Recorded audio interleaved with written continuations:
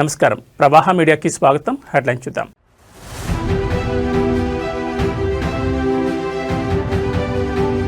అంతర్జాతీయ వేదికగా మేడారం, వనదేవతల చెంత న్యూజిలాండ్ మావోరి గిరిజనుల హకానృత్యం.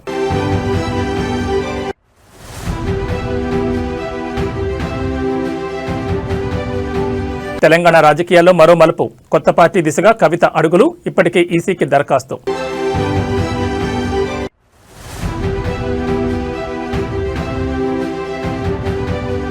హార్వర్డ్లో స్టూడెంట్ రేవంత్ రెడ్డి, మంచు తుఫాన్లోనూ ఆగాను నాయకత్వ పాఠాలు.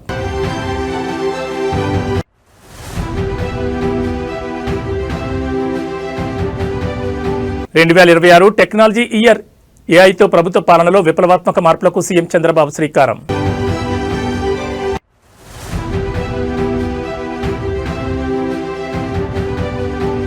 అమెజాన్లోని ఆగన్ లేఆఫ్స్, కల్చర్ పేరుతో 30,000 మంది ఉద్యోగులపై వేటు వేస్తున్న సీఈఓ ఆండీ జోసీ. ఇక డీటెయిల్స్ చూస్తే, తెలంగాణ రాజకీయాల్లో గత కొన్ని రోజులుగా జరుగుతున్న పరిణామాలు, ముఖ్యంగా ముఖ్యమంత్రి రేవంత్ రెడ్డి విదేశీ పర్యటనలో ఉన్న సమయంలో డిప్యూటీ సీఎం భట్టి విక్రమార్క నిర్వహించిన మంత్రుల సమావేశం పెద్ద చర్చకు దారితీసింది. దీనిపై పీసీసీ అధ్యక్షుడు మహేష్ కుమార్ గౌడ్ కీలక వ్యాఖ్యలు చేశారు. ఢిల్లీలో కాంగ్రెస్ ప్రధాన కార్యదర్శి కేసీ వేణుగోపాల్తో భేటీ అయిన అనంతరం మహేష్ కుమార్ గౌడ్ మీడియాతో మాట్లాడారు. ప్రభుత్వంలో ఎలాంటి విభేదాలు లేవని ఆయన కుండబద్దలు కొట్టారు. సీఎం విదేశాల్లో ఉన్నప్పుడు రాష్ట్ర పరిపాలన స్తంభించకూడదని, ఆ ఉద్దేశంతోనే భట్టి విక్రమార్క మంత్రులతో సమావేశమయ్యారని ఆయన సమర్థించారు. దీనిపై అనవసర రగడ వద్దని సూచించారు. గడిచిన 10 ఏళ్ల బీఆర్ఎస్ పాలనలో జరిగిన అవకతవకలపై విచారణ జరగాల్సిందేనని డిమాండ్ చేశారు. ముఖ్యంగా ఫోన్ ట్యాపింగ్ వ్యవహారంలో దోషులెవరిని వదిలిపెట్టకూడదని, అందరికీ నోటీసులు ఇవ్వాలని కోరారు. ఎమ్మెల్సీ కవిత కాంగ్రెస్లోకి వస్తారనే ప్రచారానికి ఆయన గట్టిగా చెక్ పెట్టారు. ఆమె తమ పార్టీకి అవసరం లేదనే మాటకు తాను ఇప్పటికీ కట్టుబడి ఉన్నారని స్పష్టం చేశారు. హరీష్ రావు, కేటీఆర్ కాంట్రాక్టుల వ్యవహారంలో కవితే స్వయంగా కీలక విషయాలు వెల్లడించారని ఆయన ఈ సందర్భంగా గుర్తు చేశారు. ముఖ్యమంత్రి రేవంత్ రెడ్డి విదేశీ పర్యటన ముగించుకుని వచ్చిన తర్వాత రాష్ట్రంలోని తాజా రాజకీయ పరిణామాలపై హైకమాండ్తో సమగ్రంగా చర్చిస్తామని పీసీసీ బాస్ వెల్లడించారు. మొత్తానికి ఈ వ్యాఖ్యలతో పార్టీలో మరియు ప్రభుత్వంలో అంతా సవ్యంగానే ఉందనే సంకేతాన్ని కేడర్కు పంపే ప్రయత్నం చేశారు మహేష్ కుమార్ గౌడ్.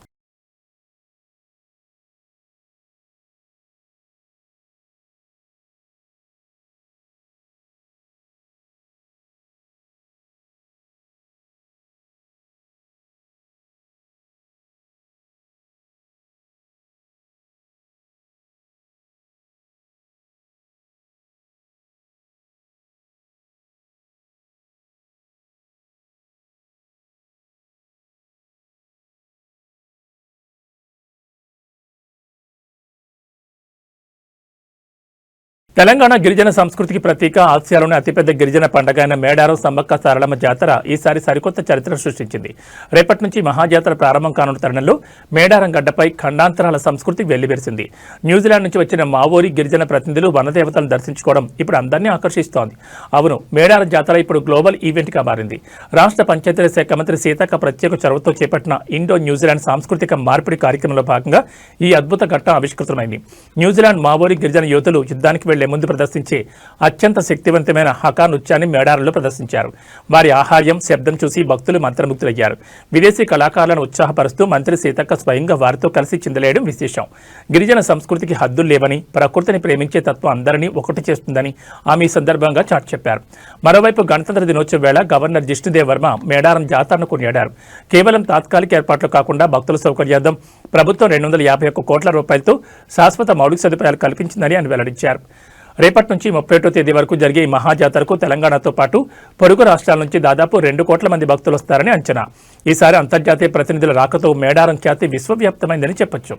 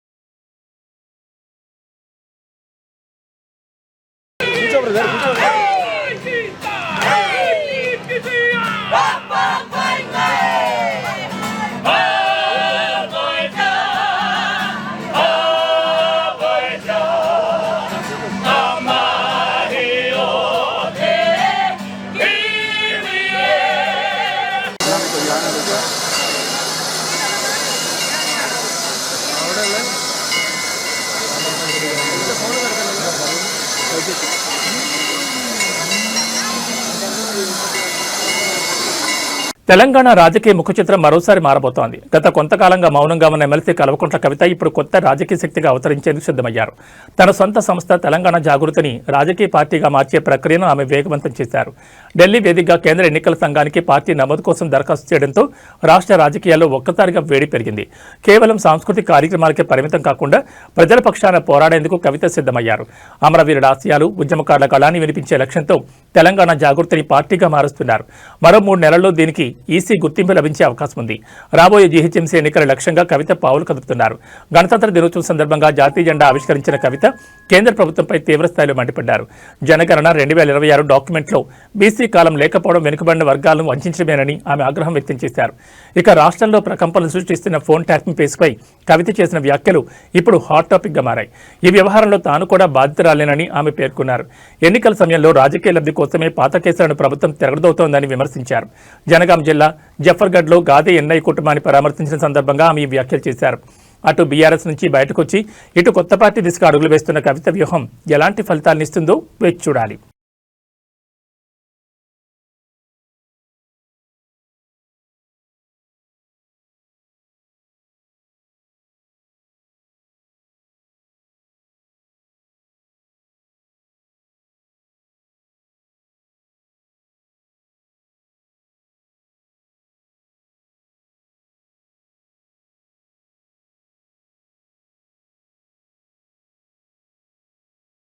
తెలంగాణ ముఖ్యమంత్రి రేవంత్ రెడ్డి ఇప్పుడు సరికొత్త అవతారమెత్తారు. పాలనలో దూకుడు ప్రదర్శించే ఆయన ఇప్పుడు ప్రపంచ ప్రఖ్యాత హార్వర్డ్ విశ్వవిద్యాలయంలో పాఠాలు వింటున్నారు. నాయకత్వ లక్షణాలపై శిక్షణ పొందేందుకు ముఖ్యమంత్రి హోదాలో అమెరికా వెళ్లిన రేవంత్ రెడ్డి అక్కడ ఒక సాదాసీదా విద్యార్థిలా క్లాసులకు హాజరవుతూ అందరి దృష్టిని ఆకర్షిస్తున్నారు. అమెరికాలోని మసాచ్యూసెట్స్లో ఉన్న ప్రతిష్టాత్మక హార్వర్డ్ కెనడీ స్కూల్లో రేవంత్ రెడ్డి తన ఎగ్జిక్యూటివ్ ఎడ్యుకేషన్ కోర్సును ప్రారంభించారు. లీడర్షిప్ ఇన్ 21వ సెంచరీ పేరుతో జరుగుతున్న ఈ కోర్సులో సీఎం పాల్పంచుకుంటున్నారు. కేవలం వినడమే కాదు, తోటి విద్యార్థులతో కలిసి గ్రూప్ ప్రాజెక్టులు, కేస్ స్టడీ అనాలిసిస్ మరియు హోంవర్క్లు కూడా చేస్తున్నారు. ఉదయం 7 గంటల నుంచే ఆయన క్లాసుల్లో నిమగ్నమవుతున్నారు. ప్రస్తుతం బోస్టన్ ప్రాంతాన్ని ఫెర్న్ అనే భీకర మంచు తుఫాను వణికిస్తోంది. -20 చలి, 2 అడుగుల మేర పేరుకుపోయిన మంచు ఉన్నప్పటికీ రేవంత్ రెడ్డి ఏమాత్రం వెనక్కి తగ్గకుండా తన తరగతులకు హాజరవుతున్నారు. స్వతంత్ర భారత్ చరిత్రలో ఒక ముఖ్యమంత్రి పదవిలో ఉండగా ఐవీ లీగ్ యూనివర్సిటీలో ఇలాంటి కోర్సుల్లో చేరడం ఇదే తొలిసారని సీఎం కార్యాలయం వెల్లడించింది. అయితే ముఖ్యమంత్రి హార్వర్డ్ వెళ్లడంపై రాజకీయంగా విమర్శలు రేగుతున్నాయి.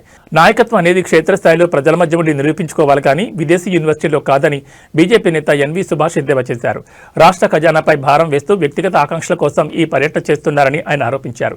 ఏది ఏమైనా జనవరి 30 వరకు ఈ కోర్సు కొనసాగనుంది. ఆ తర్వాత రేవంత్ రెడ్డి హార్వర్డ్ సర్టిఫికెట్తో తిరిగి రాష్ట్రానికి రానున్నారు. మరి ఈ విదేశీ పాఠాలు తెలంగాణ పాలనలో ఎలాంటి మార్పులు తెస్తాయో వేచి చూడాలి.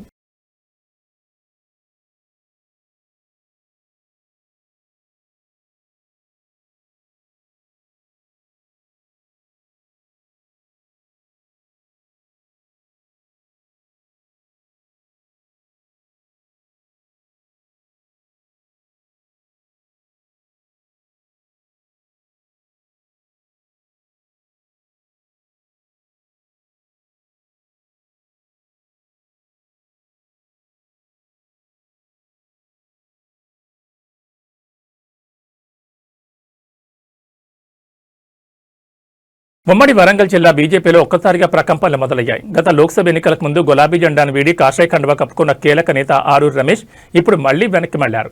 బీజేపీ ప్రాథమిక సభ్యత్వానికి రాజీనామా చేస్తున్నట్లు ప్రకటించిన ఆయన తన ఇంటి పార్టీ అయిన బీఆర్ఎస్లోకి తిరిగి వెళ్తున్నట్టు క్లారిటీ ఇచ్చారు. వర్ధనపేట మాజీ ఎమ్మెల్యే ఆరూరు రమేష్ నిర్ణయంతో వరంగల్ బీజేపీకి గట్టి ఎదురుదెబ్బ తగిలింది. గత కొంతకాలంగా బీజేపీలో కొనసాగుతున్న ఆరూరి బీఆర్ఎస్ అధిష్టానం ఆహ్వానం మేరకు మళ్లీ ఆ పార్టీలో చేరాలని నిర్ణయించుకున్నారు. తన రాజీనామా ప్రకటనను విడుదల చేస్తూ ఇంతకాలం తను సహకరించిన బీజేపీ నేతలకు కృతజ్ఞతలు తెలిపారు.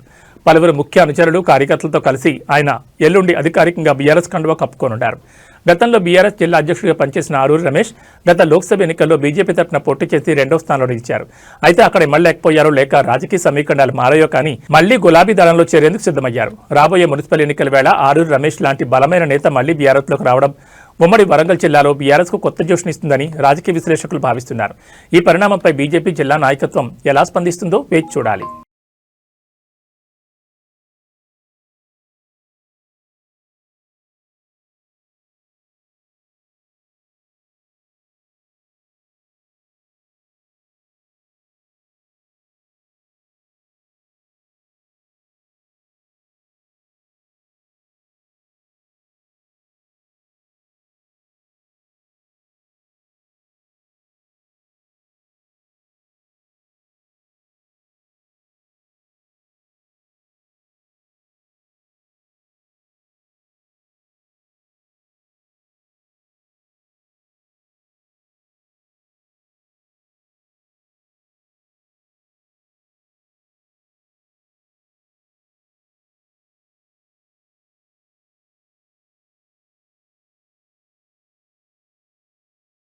ఆంధ్రప్రదేశ్ రాజకీయ చరిత్రలో ఒక యువనేత అడుగులు అధికార మార్పిడికి ఎలా పునాది వేశాయో చెప్పేందుకు యువగళం ఒక నిలువెత్తు సాక్ష్యం.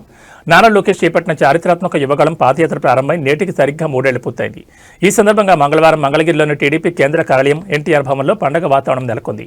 మంగళవారం ఉదయం ఎన్టీఆర్ భవన్కు చేరుకున్న మంత్రి నారా లోకేష్ కు పార్టీ నేతలు కార్యకర్తలు ఘన స్వాగతం పలికారు. కేక్ కట్ చేసి మిఠాయిలు పంచుకుంటూ ఈ 3 ఏళ్ల ప్రస్థానాన్ని గుర్తు చేసుకున్నారు. 2023 జనవరి 27న కుప్పంలో మొదలైన ఈ యాత్ర 226 రోజుల పాటు 3132 కిలోమీటర్ల మేర సాగింది. లోకేష్ అడుగుపెట్టిన 97 నియోజకవర్గాల్లో ఏకంగా 90 స్థానాల్లో కూటమి అభ్యర్థులు విజయం సాధించడం ఈ యాత్ర పవర్ ఏంటో నిరూపించిందని నేతలు కొనియాడారు. 11 ఉమ్మడి జిల్లాలు 2000కు పైగా గ్రామాల మీదుగా సాగిన ఈ ప్రయాణంలో లోకేష్ సామాన్యుల కష్టాలను స్వయంగా విని వారికి భరోసా ఇచ్చారు. యువతలో స్ఫూర్తి నింపడమే కాకుండా అప్పటి ప్రభుత్వ వ్యతిరేకతను ఓట్ల రూపంలోకి మార్చడంలో యువగళం సక్సెస్ అయిందని విశ్లేషకులు భావిస్తున్నారు. వేడుకల్లో పార్టీ రాష్ట్ర అధ్యక్షుడు పల్లా శ్రీనివాసరావు, మంత్రులు అచ్చెన్నాయుడు, కొల్లు రవీందర్తో పాటు పలువురు ఎంపీలు, ఎమ్మెల్యేలు పాల్గొని లోకేష్ కు ప్రత్యేక అభినందనలు తెలిపారు. ప్రజాక్షేత్రంలో లోకేష్ ను ఒక పరిణితి చెందిన నాయకుడిగా నిలబెట్టిన యువగళం తెలుగుదేశం పార్టీ కేడర్లో నింపిన ఊపు ఇప్పుడు ప్రభుత్వ పాలనలోనూ ప్రతిబింబిస్తోందని పార్టీ వర్గాలు ధీమా వ్యక్తం చేస్తున్నాయి.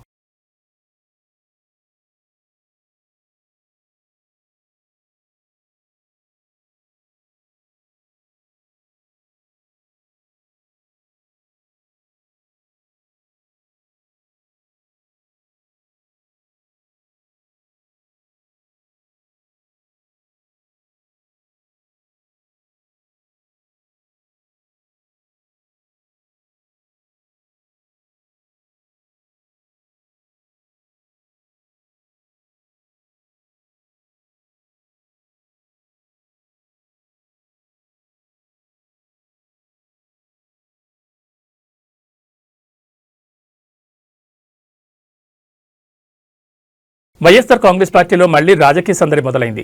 పార్టీని క్షేత్రస్థాయి నుంచి ప్రక్షాళన చేసే పనిలో పడ్డ వైసీపీ అధినేత మాజీ ముఖ్యమంత్రి వైఎస్ జగన్మోహన్ రెడ్డి తాడేపల్లికి చేరుకున్నారు. బెంగళూరు నుంచి నేరుగా గన్నవరం ఎయిర్పోర్టుకు చేరుకున్న ఆయన అక్కడి నుంచి భారీ కాన్వాయ్తో తన నివాసానికి వెళ్లారు.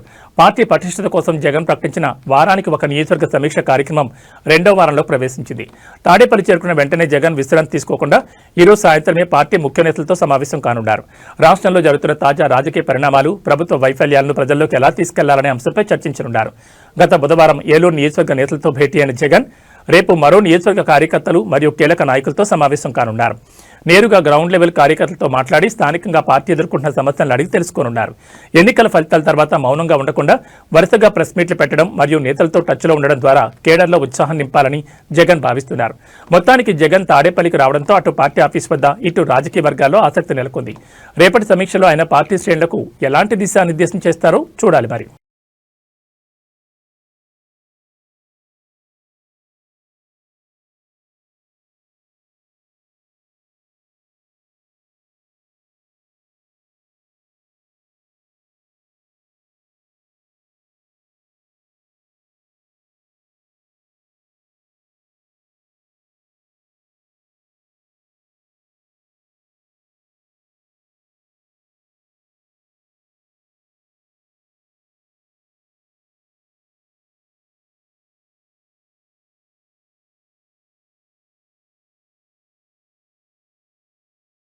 సినిమా ఇండస్ట్రీలో తనదైన శైలిలో గుర్తింపు పొందిన నిర్మాత బండ్ల గణేష్ ఇప్పుడు భక్తి మార్గంలో సాగుతున్నారు. తన అభిమాన నేత చంద్రబాబు నాయుడు మళ్లీ ముఖ్యమంత్రి కావాలని ఆయన గతంలో మొక్కుకున్న మొక్కును తీర్చుకునేందుకు తిరుమలకు పాదయాత్ర చేపట్టారు. అయితే ఈ యాత్రలో ఆయన కొద్దిగా అస్వస్థతకు గురవడంతో ఏపీ మంత్రి నారా లోకేష్ స్పందించారు. సంకల్ప యాత్ర పేరుతో షాద్నగర్ నుంచి తిరుమల వైపు అడుగులు వేస్తున్న బండ్ల గణేష్ ను లోకేష్ ఫోన్ ద్వారా పరామర్శించారు. సుదీర్ఘ పాదయాత్ర కారణంగా బండ్ల గణేష్ కాలు నొప్పితో ఇబ్బంది పడుతున్నట్టు తెలుసుకున్న లోకేష్ ఆయన ఆరోగ్య పరిస్థితిని అడిగి తెలుసుకున్నారు. యాత్రలో తీసుకోవాల్సిన జాగ్రత్తలను సూచిస్తూ త్వరగా కోలుకుని మొక్కు పూర్తి చేయాలని ఆకాంక్షించారు. గత వైసీపీ ప్రభుత్వ హయాంలో చంద్రబాబు అరెస్ట్ అయినప్పుడు బండ్ల గణేష్ ఎంతో ఆవేదన చెందారు. చంద్రబాబు జైలు నుంచి విడుదలై మళ్లీ సీఎంగా బాధ్యతలు చేపడితే కాలినడకన తిరుమలకు వస్తారని ఆయన వెంకటేశ్వర స్వామికి మొక్కుకున్నారు. కూటమి భారీ విజయం సాధించడంతో ఈ నెల 19న ఆయన తన యాత్రను ప్రారంభించారు. ప్రస్తుతం బండ్ల గణేష్ పాదయాత్ర కర్నూలు జిల్లాలో కొనసాగుతోంది. మార్గమధ్యంలో టీడీపీ అభిమానులు, స్థానిక నేతలు ఆయనకు ఘనస్వాగతం పలుకుతూ సంఘీభావం తెలుపుతున్నారు. రాజకీయాలతో సంబంధం లేకుండా ఒక వ్యక్తిపై ఉన్న అభిమానంతో బండ్ల గణేష్ చేపట్టిన ఈ యాత్ర ఇప్పుడు సోషల్ మీడియాలోనూ హాట్ టాపిక్ గా మారింది. లోకేష్ స్వయంగా ఫోన్ చేసి మాట్లాడడంపై బండ్ల గణేష్ హర్షం వ్యక్తం చేశారు.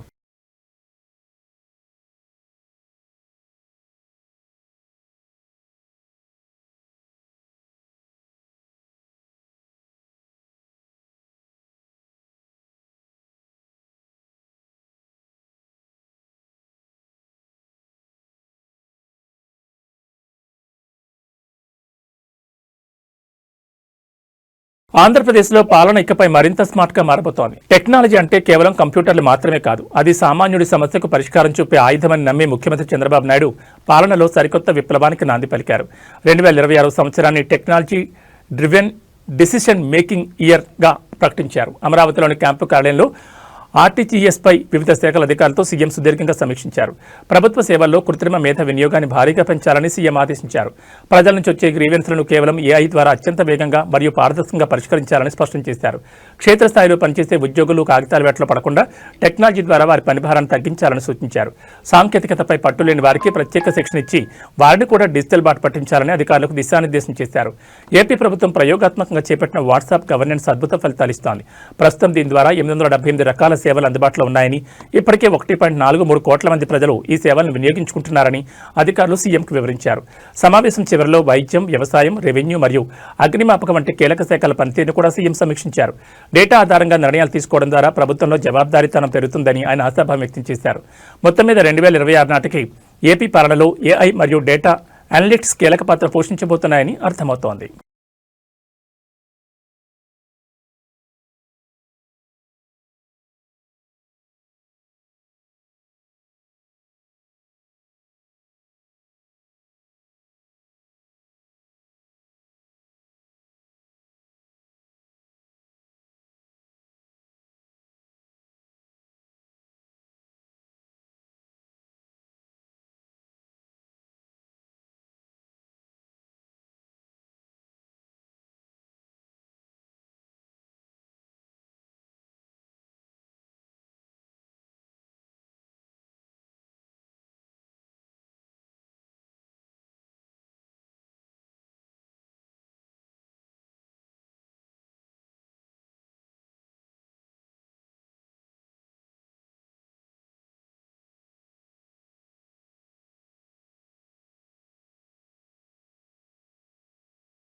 మీరు ఇయర్ బడ్స్ వాడుతున్నారా? గంటల తరబడి చెవిలో పెట్టుకోవడం వల్ల నొప్పిగా అనిపిస్తోందా? అయితే మీకోసమే రియల్మీ ఒక క్రేజీ ఆవిష్కరణలో ముందుకొస్తోంది. ఇప్పటి వరకు మనం చెవి లోపల దూచుకునే ఇయర్ బడ్స్ చూసాం, కానీ రియల్మీ ఇప్పుడు క్లిప్ తరహాలో చెవికి తగిలించుకునే సరికొత్త రియల్మీ బడ్స్ క్లిప్ను లాంచ్ చేయబోతోంది. ఇది కేవలం స్టైల్ మాత్రమే కాదు, ఆరోగ్యాన్ని కూడా ఎంతో మేలు చేస్తోందంటోంది కంపెనీ. సాధారణంగా ఇయర్ బడ్స్ ఎక్కువసేపు వాడితే చెవిలో గాలి ప్రసరణ లేక ఇన్ఫెక్షన్లు వచ్చే అవకాశం ఉంటుంది. ఈ సమస్యకు పరిష్కారమే ఈ ఓపెన్ ఇయర్ ఆడియో డివైస్. ఈ బడ్స్ చెవి కాలువను మూసేవు, చెవి బయటి వైపు క్లిప్ లాగా తగిలించుకోవచ్చు. దీనివల్ల పాటలు వింటూనే చుట్టుపక్కల ఏం జరుగుతుందో కూడా గమనించవచ్చు. ముఖ్యంగా రోడ్డుపై నడిచేటప్పుడు లేదా డ్రైవింగ్ చేసేటప్పుడు ఇది చాలా సురక్షితం. ఇవి కేవలం 5.3 గ్రాముల బరువుతో చాలా తేలిగ్గా ఉంటాయి. టైటానియం ఆధారిత మెమరీ మెటల్తో తయారు చేయడం వల్ల ఏ సైజ్ చెవికైనా ఇవి కంఫర్టబుల్గా సెట్ అయిపోతాయి. ఓపెన్ డిజైన్ అయినప్పటికీ సౌండ్ క్వాలిటీలో రియల్మీ రాజీ పడలేదు. ఇందులో dual driver setup, AI sound tuning మరియు స్పేషియల్ ఆడియో వంటి ఫీచర్లు ఉన్నాయి. అంటే సినిమా థియేటర్ లాంటి అనుభూతిని ఇవి అందిస్తాయి. త్వరలోనే మార్కెట్లోకి రానున్న ఈ రియల్మీ బడ్స్ క్లిప్ ఆడియో మార్కెట్లో కొత్త ట్రెండ్ సెట్ చేయడం ఖాయంగా కనిపిస్తోంది.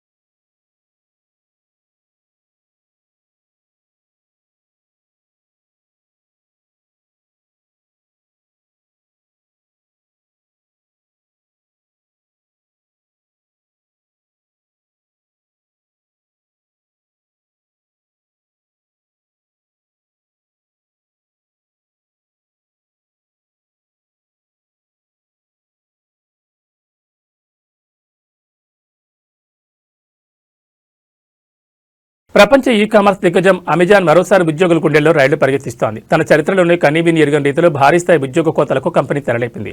దాదాపు 30,000 మంది కార్పొరేట్ ఉద్యోగులను ఇంటికి పంపే ప్రక్రియలో భాగంగా ఇప్పటికే సగం మందిపై వేటు వేసిన అమెజాన్ ఇప్పుడు 2వ విడత తొలగింపులకు సిద్ధమైంది. అసలు లాభాల్లో ఉన్న కంపెనీ ఇన్ని వేల మందిని ఎందుకు తొలగిస్తోంది? దీని వెనుక ఉన్న అసలు కారణాలేంటి? అమెజాన్ చేపట్టిన ఈ భారీ లే ఆఫ్ వెనుక ఆర్థిక ఇబ్బందుల కంటే సంస్థాగత ప్రక్షాళన ఎక్కువగా కనిపిస్తోంది.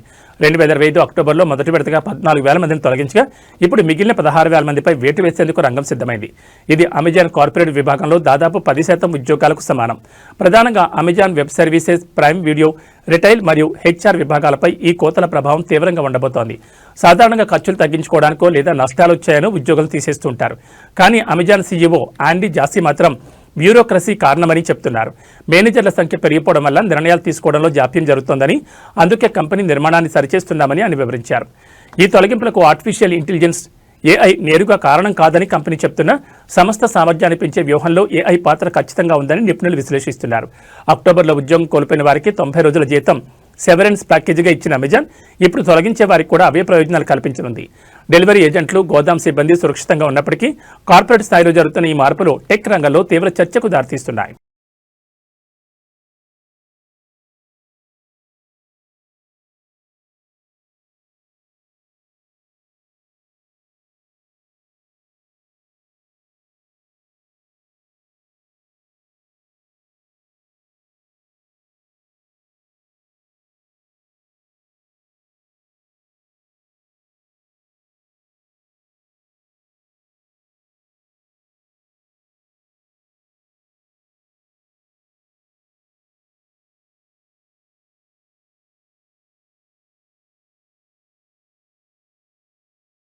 అంతర్జాతీయ రాజకీయాల్లో భారత్, రష్యా, అమెరికా మధ్య చమురు చిచ్చు మళ్లీ రాజుకుంది. రష్యా నుంచి భారత్ భారీగా ముడి చమురు కొనుగోలు చేయడంపై అమెరికా కొత్త ఆర్థిక మంత్రి స్కాట్ జిసెంట్ విస్మయం వ్యక్తం చేశారు.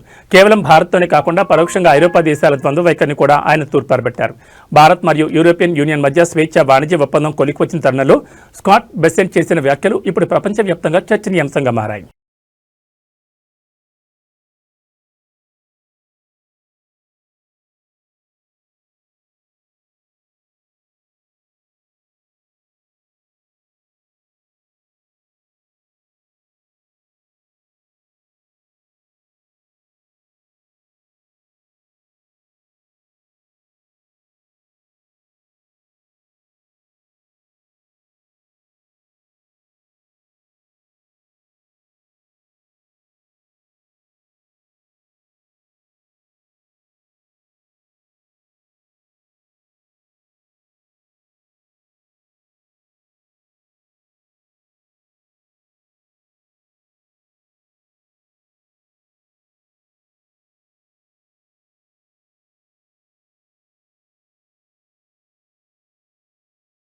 ఇవి బులెటిన్ విశేషాలు. మరో బులెటిన్లో మళ్ళీ కలుసుకుందాం. నమస్కారం.